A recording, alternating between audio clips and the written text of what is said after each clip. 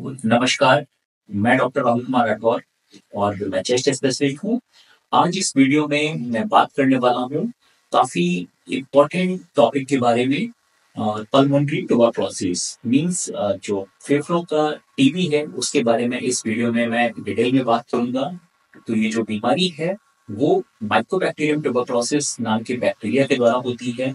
और यह जो बीमारी है एक संक्रामक रोग है, इन्फेक्शियस डिसीज है और एक व्यक्ति से दूसरे व्यक्ति में खांसने या छींकने से फैलती है। इस बीमारी में जो मुख्य लक्षण होते हैं उसमें अगर किसी व्यक्ति को 2 हफ्ते से ज्यादा खांसी हो रही है, लंबे टाइम से बुखार बना हुआ है, रात में पसीना आता है, भूख में कमी हो गई है या फिर वजन कम होता जा रहा है या फिर कई बार खांसी में खून आ रहा है, तो ये जो लक्षण है वो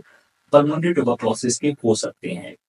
अगर किसी व्यक्ति को इस तरह के लक्षण आपको दिखाई पड़ते हैं तो उसे डॉक्टर से संपर्क करना चाहिए और डॉक्टर के द्वारा उसके एक्सरे और बलगम की जांच कराई जाएगी। कई बार एक्सरे के द्वारा जो लंग में पैचेज हैं, दाग हैं वो दिखाई पड़ जाते हैं और जो बलगम का टेस्ट है वो सबसे इम्पोर्टेंट टेस्ट होता है और बलगम की जांच से कई बार बैक्टीरिया दिखाई पड़ जाता है जो कि कंफर्मेटरी टेस्ट होता है और कई बार फिर बलगम की जांच से ये भी पता चल जाता है जो ये ट्यूबरकुलोसिस है वो किस तरह की ट्यूबरकुलोसिस है। मीन्स जो ट्यूबरकुलोसिस है वो मेनली 2 पार्ट में डिवाइड की जा सकती है, एक ड्रग सेंसिटिव ट्यूबरकुलोसिस और ड्रग रेजिस्टेंट ट्यूबरकुलोसिस। तो ड्रग सेंसिटिव ट्यूबरकुलोसिस का जो इलाज है वो काफी सिंपल है, बट जो ड्रग रेजिस्टेंट ट्यूबरकुलोसिस है उसका इलाज थोड़ा सा कॉम्प्लिकेटेड हो जाता है। इसलिए स्टार्ट ऑफ द ट्रीटमेंट में ही अगर हमें ये पता चल जाता है कि किसी व्यक्ति को जो ट्यूबरकुलोसिस है वो किस तरह का है, कि सेंसिटिव है या रेजिस्टेंट है, तो उससे हमें काफी आसानी हो जाती है और हमारा जो पेशेंट है उसके ठीक होने की जो संभावना है वो कई गुना बढ़ जाती है। इसका इलाज जो है वो बहुत ज्यादा कॉम्प्लिकेटेड नहीं है। करीबन 6 महीने का ट्रीटमेंट रहता है ड्रग सेंसिटिव ट्यूबरकुलोसिस के केस में और इन केस अगर किसी व्यक्ति को ड्रग रेजिस्टेंट ट्यूबरकुलोसिस है तो उसमें भी बिल्कुल घबराने की जरूरत नहीं है। ड्रग रेजिस्टेंट ट्यूबरकुलोसिस का जो ट्रीटमेंट है वो भी पूरी तरह से कारगर है, थोड़ा सा लंबा होता है, थोड़ा सा कॉम्प्लिकेटेड होता है इस सेंस में कि दवाइयों के जो थोड़े कॉम्प्लिकेशन हैं वो ड्रग रेजिस्टेंट ट्यूबरकुलोसिस में ज्यादा होते हैं as compared to drug sensitive tuberculosis. Tuberculosis के जो मरीज हैं उन्हें कुछ बातों पे जरूर ध्यान देना चाहिए। सबसे पहला तो ये कि जो ट्यूबरकुलोसिस का ट्रीटमेंट है वो कंप्लीट कोर्स जो है वो मैंडेटरी है। अगर आप अपने ट्यूबरकुलोसिस के ट्रीटमेंट को बीच में ब्रेक कर दे रहे हैं, बीच में रोक दे रहे हैं, तो इससे सबसे बड़ी प्रॉब्लम ये है, एक तो बीमारी के ठीक होने की संभावना कम हो जाती है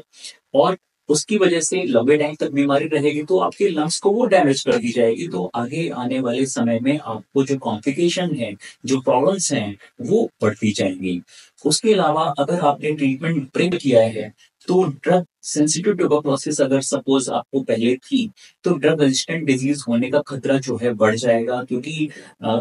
कुछ टाइम बाद जो कीटाणु है वो अडॉप्ट कर लेता है और जो दवाइयां पहले उस पर काम कर रही होती हैं वो उस पर काम नहीं करती हैं और जो टीबी है, जो हमारी नॉर्मल टीबी है, वो कई बार बिगड़ी हुई टीबी का रूप ले लेती है। दूसरी जो इम्पोर्टेंट बात आपको ध्यान रखनी चाहिए वो ये कि जो ट्यूबरकुलोसिस का ट्रीटमेंट है उसमें कई बार कुछ साइड इफेक्ट्स भी देखने को मिलते हैं, लेकिन इन साइड इफेक्ट्स को आसानी से मैनेज किया जा सकता है।